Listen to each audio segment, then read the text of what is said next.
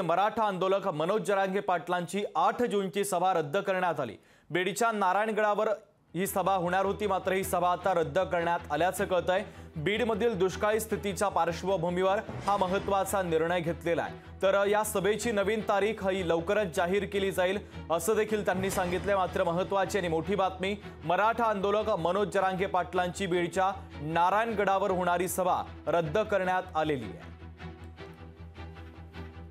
सभा होणार होती, त्या महासभेला जी असंख्य माता भगिनी आणि जनसमुदाय या ठिकाणी जमा होणार होता, ती संख्या पाहता आणि त्या लोकांची त्या ठिकाणी सोय होईल का नाही याविषयी आयोजकामध्ये आणि त्या ठिकाणी बैठकीमध्ये चर्चा झाली आणि चर्चेअंती असं ठरवण्यात आलं की 8 जून 2024 रोजी माननीय मराठा योद्धा मनोज जरांगे पाटील यांची जी महासभा महाराष्ट्र राज्यातील तमाम मराठा समाजाची होणार होती, ती या ठिकाणी पोस्टपोन केलेली आहे, म्हणजे ती पुढे ढकलण्यात आलेली आहे।